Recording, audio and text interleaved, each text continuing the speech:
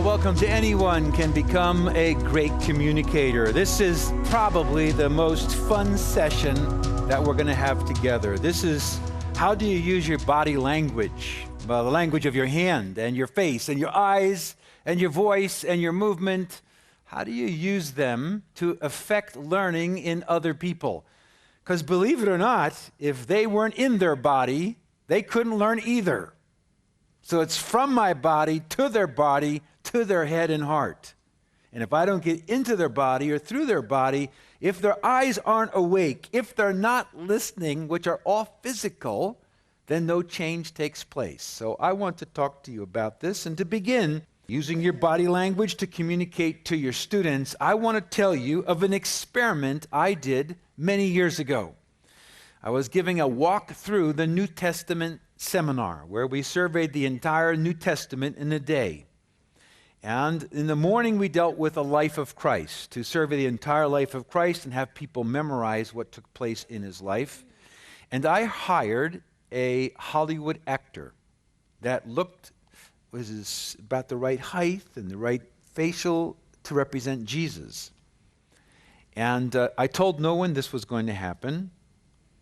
And when I was explaining parts of the life of Christ, I stood off to the right-hand side of this platform. It was a huge auditorium. We had a couple thousand people there that day, Emmanuel Faith Community Church in Escondido, California.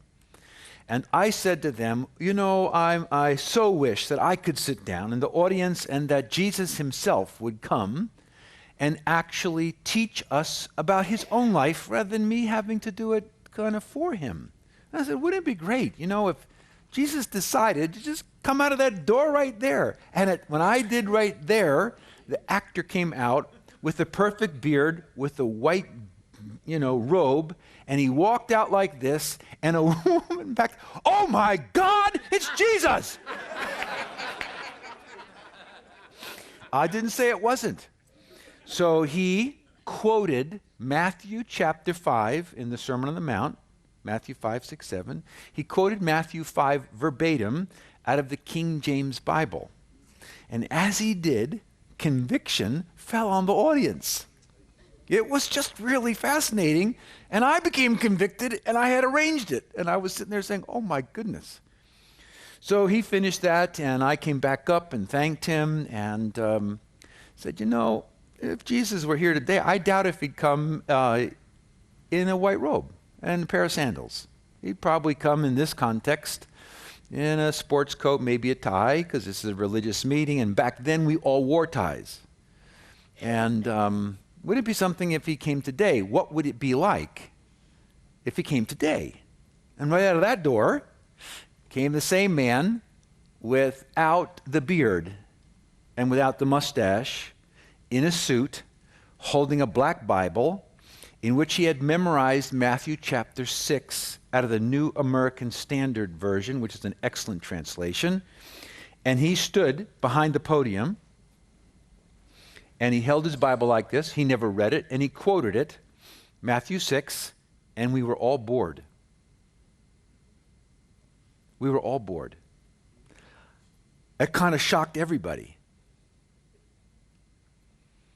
And I thanked him, and we gave him an applause and so forth. And he said he was driving back to Hollywood from Escondido. And I changed the topic, talked about something else, and then came off this big platform and stood down right here. In this church, there was a huge aisle there that went to double doors that swung open back then. It's a big, big church. And I came down there just to talk to the people a bit closer. And I said, you know, Jesus was very controversial when he came. I don't think he would come in a suit, perhaps. Who knows what he would really come in and what he would say.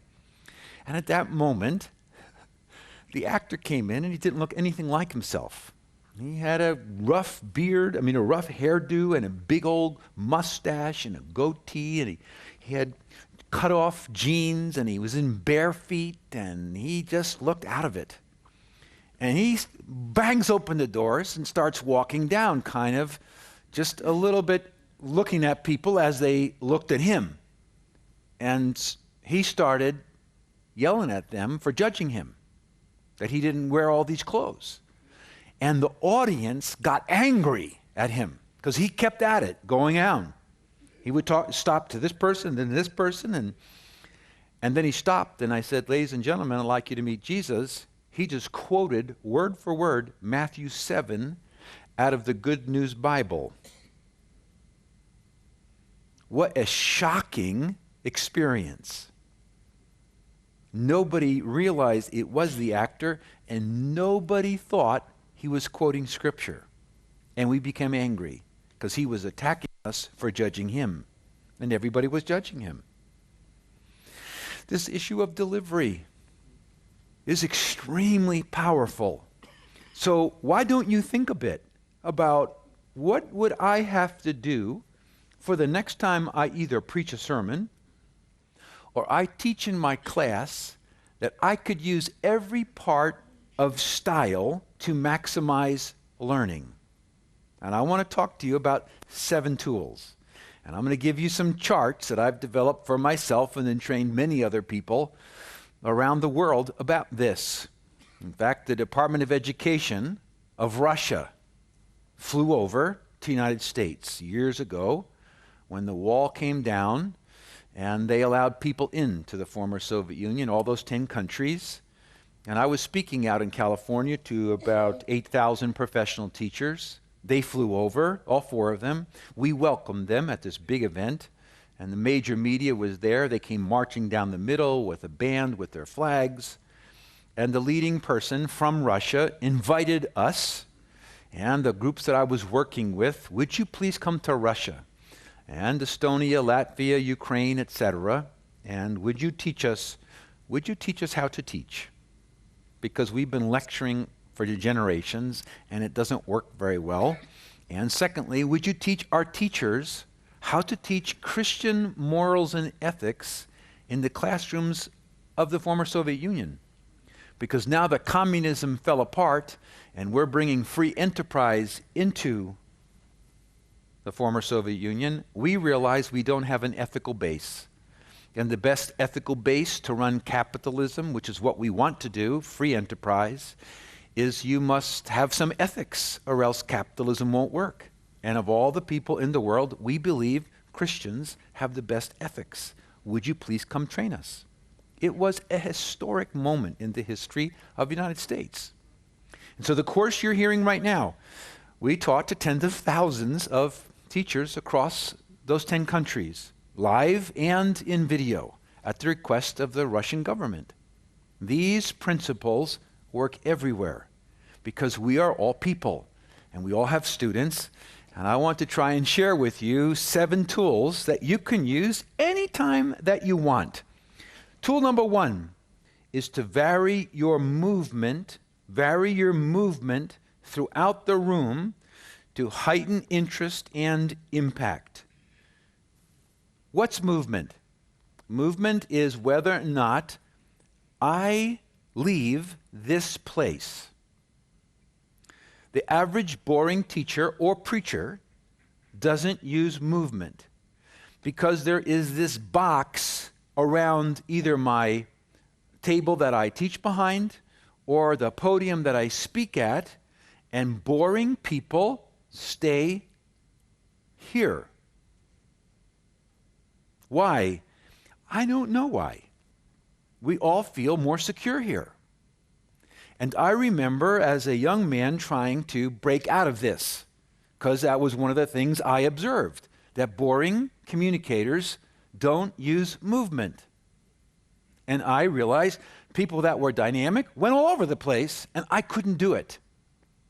So I told my wife, I'm going to learn how to do this. And I said to her, sometime in the next time I teach, I'm going to stand right there. But when the moment came to move, I started to become very uncomfortable.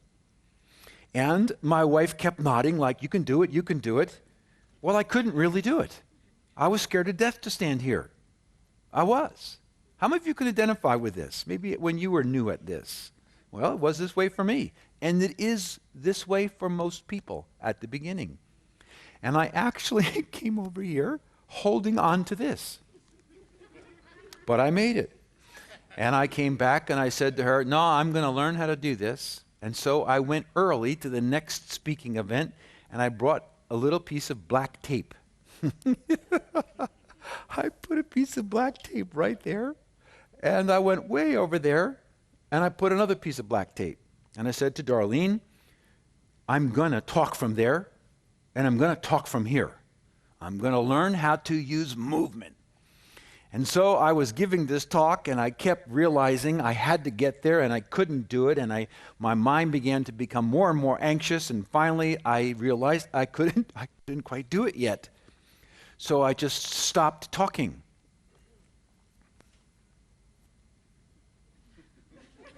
And I went back to speaking. Now, some of you are way past this, but back then I wasn't. And I realized this issue of movement is critical. So when I began to break free from this, I said, I need to learn to talk in front of this, not behind this. That took even more courage. Why? There was a wall here. There's a wall here. And that wall I live afraid of because I'm not comfortable outside of that wall. Can you identify with what I'm saying? This is an imaginary wall, but it is as real as if it was a brick wall. This is the outside boundaries of my comfort zone. It's a zone. It's a physical location. That's where boring people are most comfortable in this role. Therefore, if you want to learn the easiest new tool, not to be boring, is to actually realize this is the boring place. It is the boring place. It's less boring here, just by getting away from this. It's less boring over here. It's more dynamic to be over here, further away. And it's really dynamic.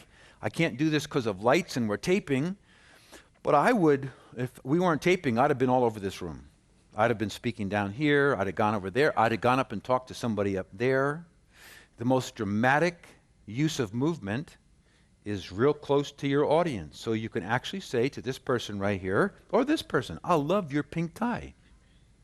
Man, that suit looks terrific.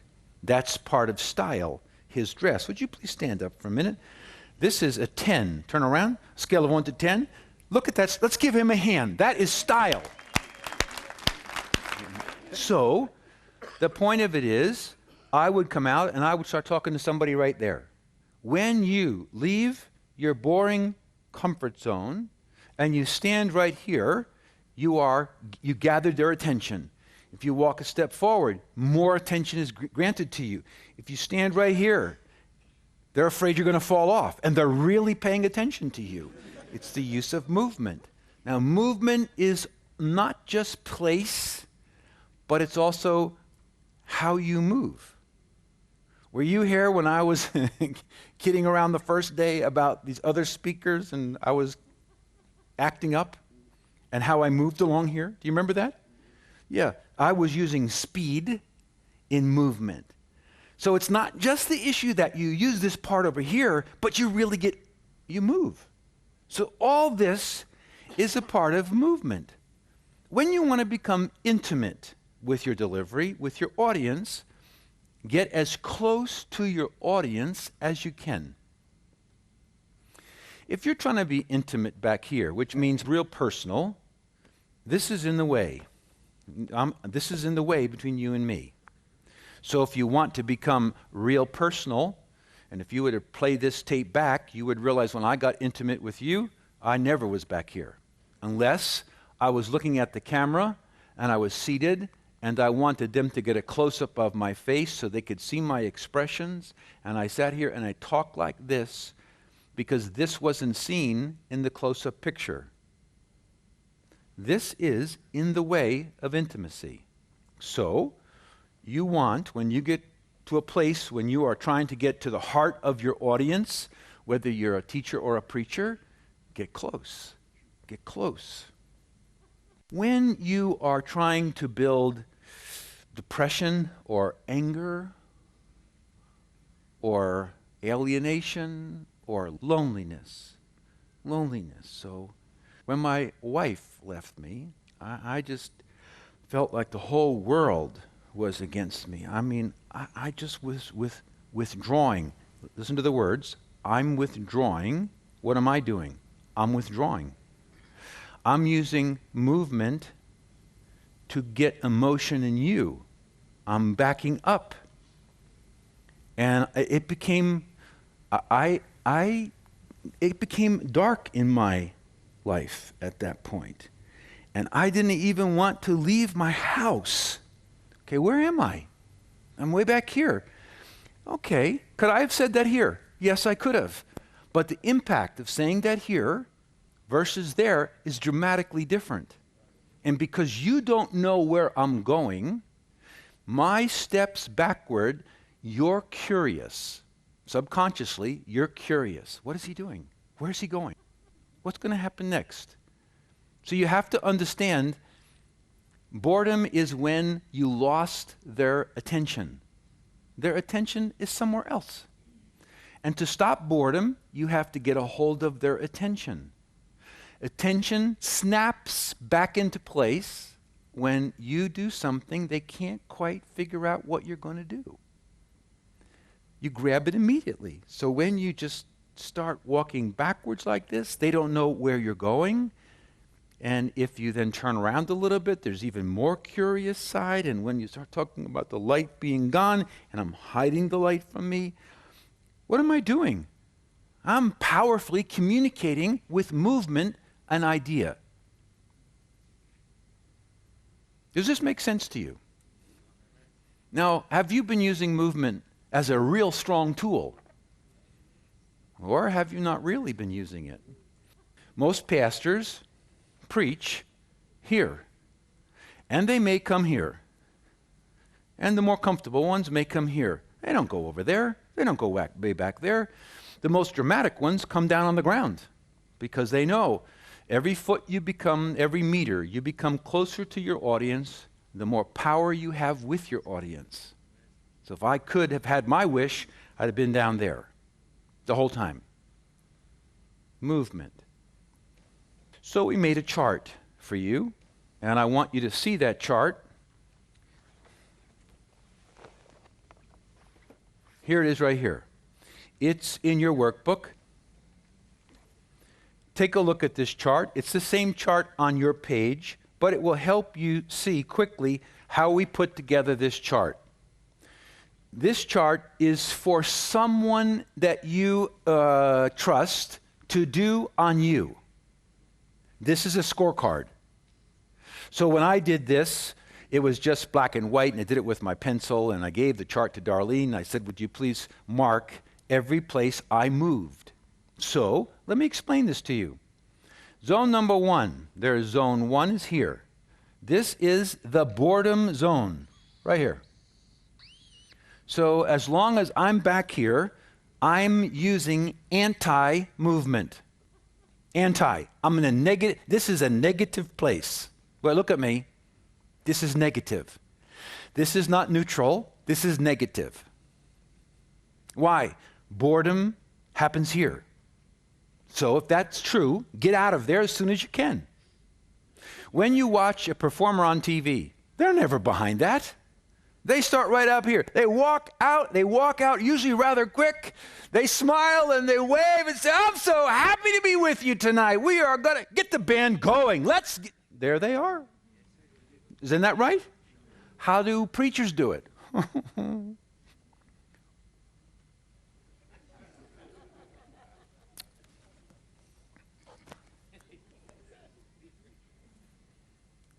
We move right into boredom. How many times do you find Jesus standing behind a podium in the Gospels? So, zone 1 is boring. Get out of there. And if you have freedom, never start there. Come out of the side door. Come out into the room putting on your tie. Don't be so predictable. Okay. Zone number 2 is, baby steps. It's right here. If you come out over here, it's better than being here. Zone number 3, how would you see this, is when you leave this and you move over here. I probably spent 60% of my time when I was in zone 3 or 4 on this side, because there's a lot more people here than here, and because the flip chart is in the way there. So I would come over here and see the lights get soft here and get dark. I can't go that far. I'd come to the edge of my zone, and I would talk this way, I would talk to that camera, and then I'd go across this way to talk at all of you. So I'm using movement. Well, zone number 3 is good. That's here. What you got to be careful for, and why we made this a separate zone, zone number 4, this side, is because we typically favor one side. And what you'll find, if you scored me on this, you would find, this is zone 3, I was here 60 times, I was here 40 times. And if there were more people over here, I would have switched it to 50-50, because there's about 3 times more people here than here. So I use my movement according to my people. Now, if you want to really get into power of using your movement, here's zone 5. It's typically the stairs that are right here. When you take your first step off of this level, you're coming into their space. It's their space. This is my space. You can't come up here. I'm now coming down to your space. Just by, and I'm out of the light on both sides here, so I can't use this, just by coming down one step and stopping, the mood changes in the room. It changes. Especially if you take your step down and you stop for a second and let people realize, I'm coming to you. The next step is even closer, and when you're on the floor right in front of there, you're probably 3 times more effective than you are in the boredom spot. 3 times.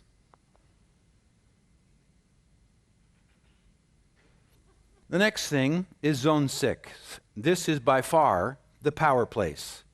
It is right where the audience is, and it is walking along here, but the most powerful place there is out of that space. I'm going to do it anyway. Just to come completely down and walk over and say, ma'am, that is a magnificent hat. That's style. When a woman wears a hat like that with a pink blouse, she's saying, oh my, look at this. This is beautiful. Would you please stand? I love this style. Let's give her a big hand. Beautiful style. Now guess what? You're wondering, where's he going next? I don't know where I'm going next. But you're wondering where I'm going next. Not consciously, but subconsciously. And so when I move, just that quick move, it grabbed your attention. But it did. I'm trying to help you understand how powerful this is. Yeah, they just change your movement. And you've got everybody. Where's he going? I don't know. So, does that make sense to you? It does. What is your name anyway? It's Guy. It's Guy. Well, no, hi, Guy. What is your name?